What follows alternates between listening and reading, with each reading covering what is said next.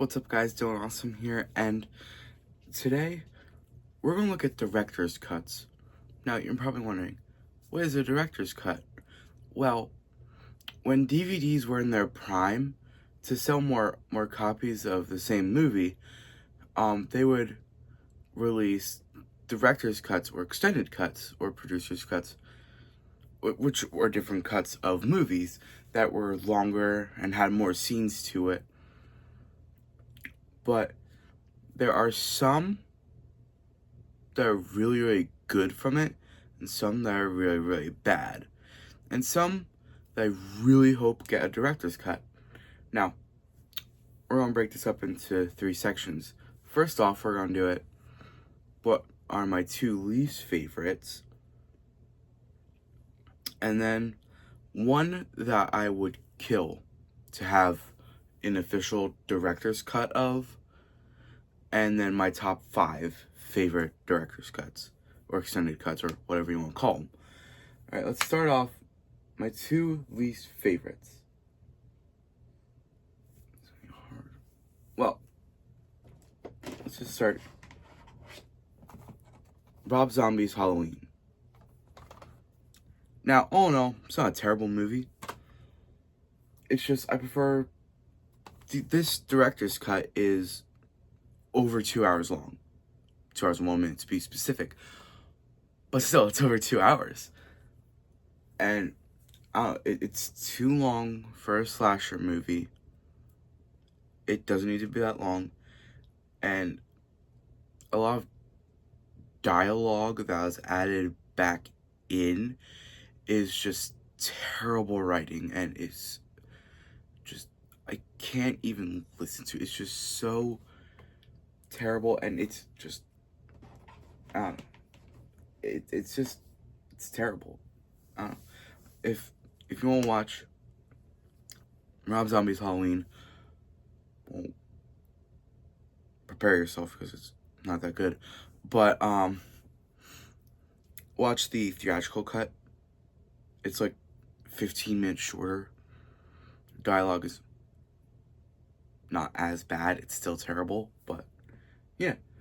Let's see, what's another? I don't know. Let's just do one, and then we'll do the top 5. Okay. So, now one that I would kill for a director's cut of is one that I'm not sure they even filmed this, the original plans for. I'm pretty sure they filmed some of it. But here we go. One of my favorite Christmas, probably not. One of my favorite Christmas movies, Gremlins. Such a good movie. So good. I love this movie so much. But it's PG. This and Indiana Jones and the Temple of Doom were, let me just turn on this light so you can see me there. This and Indiana Jones and the Temple of Doom are what created PG-13. So really, Steven Spielberg created PG-13, which really, it should have happened when he made Jaws and Close Encounters of the Third Kind. But it happened with Gremlins and Indiana Jones. Alright, now, my top 5 favorite director's cuts, or extended cuts, or whatever you want to call them. Now, my number 5 is Terminator 2 Judgment Day. Now, this is a very, it is a DVD. It's just a very thick copy of it. But this director's cut is so good.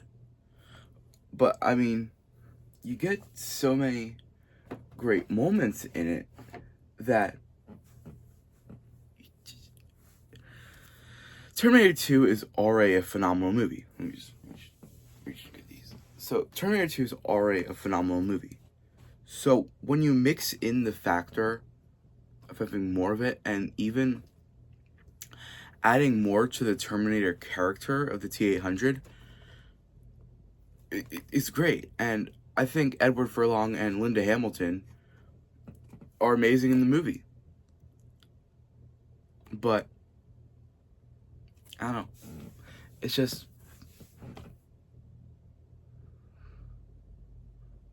in the theatrical cut, there's no really mention of. Oh, by the way, there's spoilers in this video. I'm gonna put something in the beginning that says spoiler warning. Sorry. But Kyle Reese doesn't even have a mention in the theatrical cut of Terminator 2. I mean, kind of. But I mean, not really. But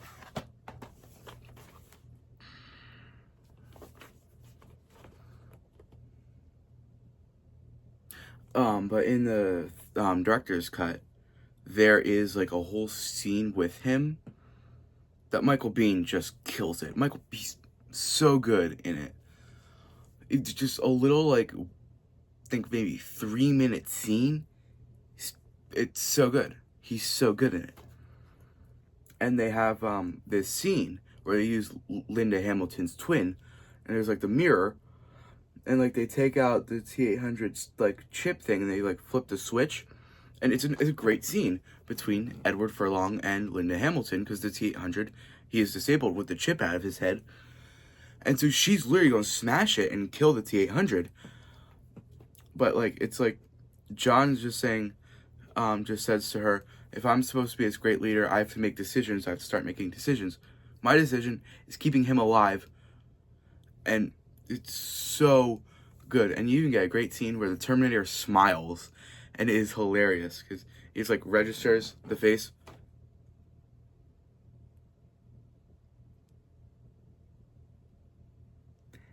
It's just so creepy. That's so cool.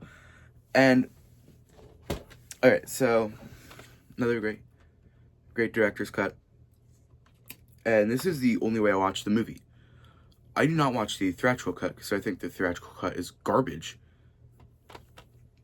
The Outsiders. No, I don't think the theatrical cut's garbage. Just compared to this, this is so much better. Because this just has so much more from the book. And it has more Rob Lowe. And you know what? In my life, I need more Rob Lowe. You can never have enough Rob Lowe. And now, this is one that you have to guess before I tell you. This is a Superman 4-film collection with the original 4 Christopher Reeve Superman movies. Now, I'm, of course, referring to the Richard Donner cut of Superman 2. Where's this go? This goes before Batman. Yes, this is before Batman. 1 second. Come on, get in there. Alright, got it. But so Richard Donner, he shot like 70% of Superman 2 before he was fired.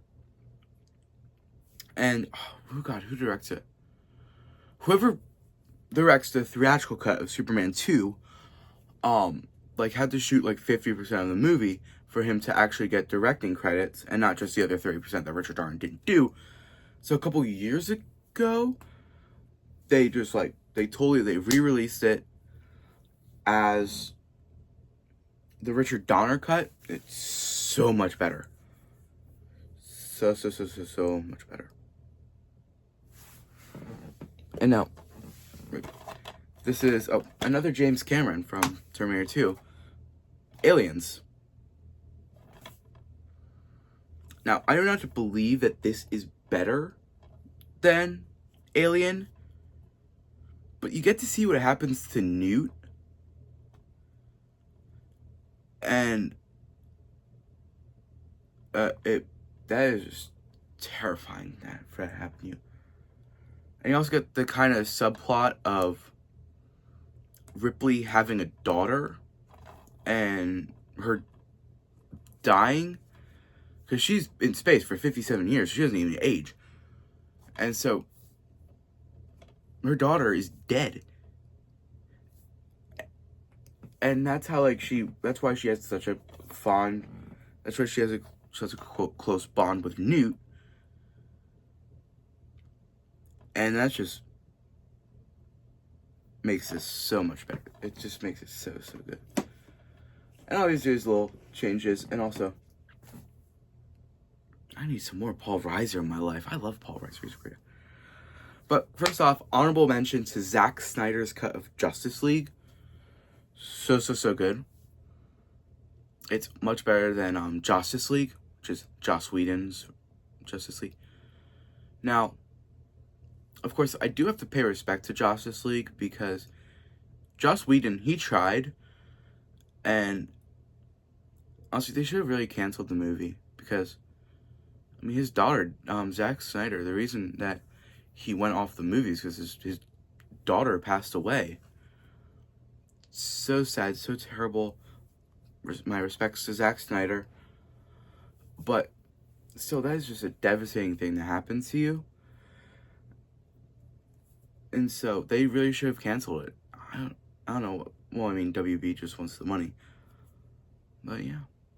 And now on a happier note, my number one favorite director / extended / producer's cut of all time is, drumroll please, at drumroll in post, Halloween 6, The Curse of Michael Myers. Now, we're going to start with the theatrical cut. The editing is absolutely terrible in the theatrical cut. Because every time it jumps from a scene, it's like has like a knife slash across the screen. It's like, Oh my god, it's so bad. It's so bad. And then when we get to the whole ending is different. Because Donald Pleasence, the guy who plays Dr. Loomis, he died before filming Wrapped.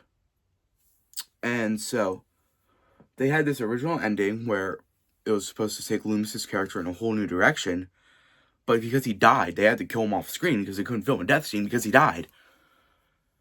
Or they really just could have just written him off some other way instead of killing my favorite character. And the whole ending is different because there's if you remember, there's a whole doctor massacre thing. In the theatrical cut. In the producer's cut, that doesn't happen. So they made The Curse of Michael Myers being okay, so Halloween 5 did this. They made a terrible mistake by doing all this. We have to fix this. And the way that we have to fix this is theatrical cut talking, is explaining it very quickly and doing something way off. No. But the producer's cut, it sticks to its guns. It might not be a good movie. This is one of my favorite Halloweens, so. But it sticks to their guns of explaining everything that happened in Halloween 5. Which Halloween 5 is just, I hate Halloween 5. Yeah. I paid $20 for you, Halloween 5. I paid it for Halloween 4.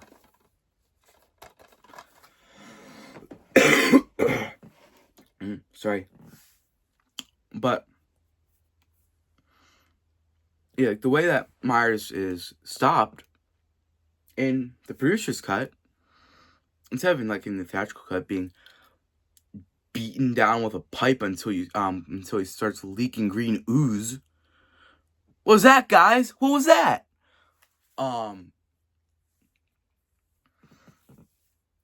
They actually have Tommy lay out ruins and cut his hand open and smear blood on the ground. That's what stops him. And that makes sense. Because that's what would stop him if he was under a curse. But I don't know. I'm gonna watch the producer's cut of Halloween 6 again. Yeah, but I